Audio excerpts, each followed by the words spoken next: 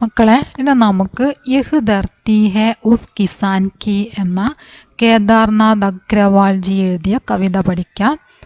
എക്സാമിന് ഈ ചാപ്റ്റർ വരെയാണ് നിങ്ങൾക്ക് ഉണ്ടാവുന്നത്. യഹ് ധർത്തി ഹെ ഉസ് കിസാൻ കി എന്ന ചാപ്റ്റർ വരെയാണ് നിങ്ങൾക്ക് എക്സാമിന് ഉണ്ടാകുക.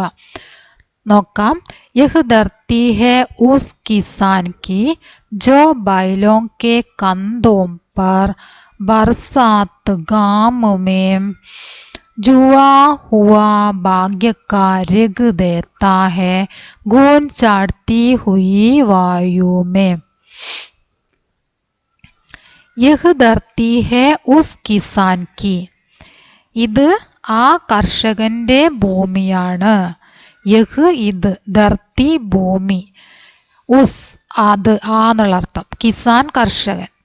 എന്താണ്? ഇത് ആ കർഷകന്റെ ഭൂമിയാണ്.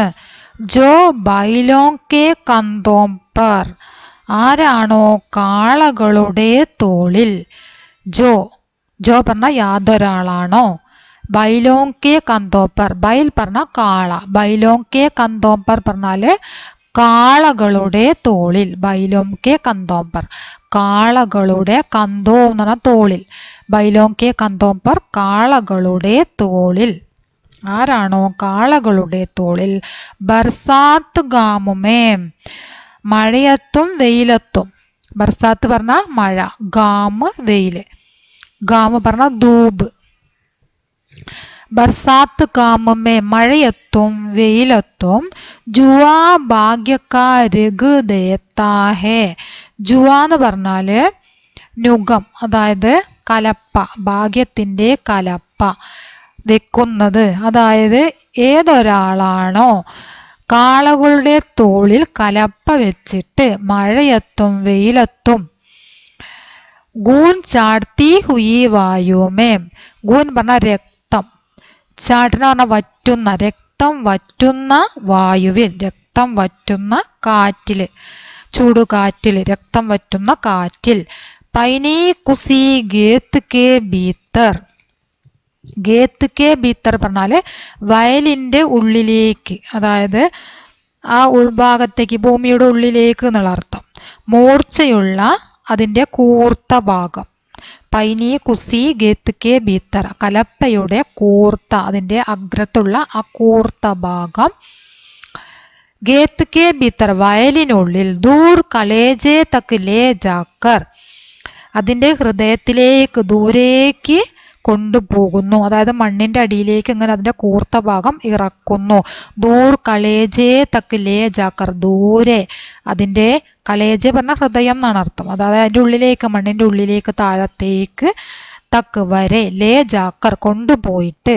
ജോത്ത് ഡാൽത്താ ഹേ മിട്ടിക്കോ, ജോത്തിര എന്ന് പറഞ്ഞാൽ ഉഴുതുമറിക്കുക.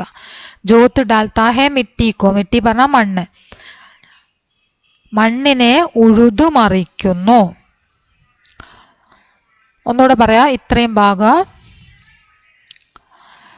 ഈ ഭൂമി, അതായത് ഇത് ആ കർഷകന്റെ ഭൂമിയാണ്. ആരാണോ കാളകളുടെ തോളിൽ കലപ്പ വെച്ച് വെയിലത്തും മഴയത്തും രക്തം വറ്റുന്ന കാറ്റിലും ആ കലപ്പയുടെ കൂർത്ത ഭാഗം മണ്ണിലേക്ക് ഇറക്കി മണ്ണിനെ കിളച്ച് മറിക്കുന്നത്, ഉഴുതുമറിക്കുന്നത്, ആ ആളുടേതാണ് ഈ ഭൂമി എന്നാണ് പറഞ്ഞത്. പാംസ് ഡാൽക്കർ ആർ ബീജ് ഫിർ ബോ ദേത്താ ഹെ, പാംസ് എന്ന വളം, വളമിടുക. പാംസ് ഡാൽക്കർ വളമിട്ട്. ആർ ബീജ് ഫിർ ബോ ദേത്താ ഹെ, ബീജ് പറഞ്ഞ വിത്ത്, ബോന വിതയ്ക്കുക. എന്ത് ചെയ്യുന്നു? വളമിടുന്നു. ആ മണ്ണില് ഉഴുതുമറിച്ച് ഇളക്കി മറിച്ച മണ്ണിലേക്ക് വളമിടുന്നു, അതിൽ വിത്ത് വിതയ്ക്കുന്നു. നയേ വർഷമേ നയി ഫസൽ കെ, പുതുവർഷത്തിൽ പുതിയ വിളവിന് വേണ്ടി. നയേ വർഷ പറഞ്ഞ പുതുവർഷം, പുതുവർഷത്തിൽ നയി ഫസൽ കെ, പുതിയ വിളവിന് വേണ്ടി. പുതുവർഷത്തിൽ പുതിയ വിളവിന് വേണ്ടിയിട്ട് മണ്ണ് കിളച്ച് മറിച്ച് അതിലേക്ക് വളമിടുന്നു, പിന്നീട് അതിൽ വിത്തിടുന്നു. എന്നിട്ട് പിന്നീട് അതെന്താണ്, എന്തിനു വേണ്ടിയിട്ടാണ്? അതിൽ നല്ല വിളവ് ഉണ്ടാകാൻ വേണ്ടിയിട്ട്, അല്ലേ? പുതിയ വർഷത്തിലേക്കുള്ള പുതിയ വിളവ് ഉണ്ടാകാൻ വേണ്ടിയിട്ട്. ടേർ അന്നക്കാലഗ് ജാത്താ ഹേ, ധാന്യത്തിന്റെ കൂമ്പാരം. ടേർ ടേർ പറഞ്ഞ കൂമ്പാരം, അന്നക്ക അന്നത്തിൻ്റെ കൂമ്പാരം, ലഘു ജാത്താഹേ അന്നത്തിൻ്റെ കൂമ്പാരം ഉണ്ടാകുന്നു. അവരങ്ങനെ അന്നത്തിൻ്റെ കൂമ്പാരം വിളവെടുക്കുന്നു. യഹ് ധർത്തി ഹേ ഉസ് കിസാൻ കി, അങ്ങനെ അന്നത്തിൻ്റെ കൂമ്പാരം, ഒരു കൂമ്പാരം വിളവെടുക്കുന്ന കർഷകൻ്റെതാണ് ഈ ഭൂമി. ഇത് ആ കർഷകൻ്റെ ഭൂമിയാണ്. അങ്ങനെയൊക്കെ ഭൂമിയിൽ പണിയെടുത്ത് വിളവുണ്ടാക്കുന്ന കർഷകൻ്റെതാണ് ഈ ഭൂമി. നെഹി രാവുക്കി നെഹി രംഗുക്കി, ഇത് രാജാവിൻ്റെതല്ല, രംഗ് ദരിദ്രൻ്റെതല്ല. ഈ ഭൂമി രാജാവിൻ്റെതുമല്ല ദരിദ്രൻ്റെതുമല്ല. നെഹി കിസിക്ക്, ഇത് മറ്റാരുടേതുമല്ല, രാജാവിൻ്റെതുമല്ല ദരിദ്രൻ്റെതുമല്ല വേറെ ആരുടേതുമല്ല. ധർത്തി ഹേ കേവൽ കിസാൻ കി, ഭൂമി കർഷകന് മാത്രമുള്ളതാണ്. ഭൂമി ആർക്കുള്ളതാണ്? ഭൂമി കർഷകന് മാത്രമുള്ളതാണ്. യഹ് ധർത്തി ഹേ ഉസ് കിസാൻ കി, ഇത് കർഷകന്റെ ഭൂമിയാണ്. ജോ മിട്ടി കാ പൂർണ്ണ പാരക്കി, ജോ മിട്ടി കാ പൂർണ്ണ പാരകി, ആരാണോ മണ്ണിനെ പൂർണ്ണമായിട്ടും, അതായത് പൂർണ്ണമായി മനസ്സിലാക്കുന്ന ആള്. ജോ മിട്ടി കോ സംഗ് സാത്ത് ഹി, ആരാണോ എപ്പോഴും മണ്ണിനോടൊപ്പമുള്ളത്, മണ്ണിന്റെ ആസ്വാദകൻ, അതുപോലെ തന്നെ എപ്പോഴും മണ്ണിനോടൊപ്പം ജീവിക്കുന്നവൻ. തബ്കർ ജ്വലിച്ച്, ഗലുക്കർ ഉരുകി, മർക്കർ മരിച്ച്, അതായത് അത്രയും കഷ്ടപ്പെട്ടിട്ടാണ് ഒരു കർഷകൻ ഭൂമിയിൽ പണി ചെയ്യുന്നത് എന്നാണ് പറഞ്ഞത്. തബ്കർ നല്ല അതായത് വെയിലത്ത് ചൂടാവും. നല്ല വെയിലാണെങ്കിൽ ആ വെയിലത്ത് കർഷകൻ എന്ത് ചെയ്യുന്നു? ആ വെയിൽ കൊണ്ടിട്ട് ചൂടാകുന്നു.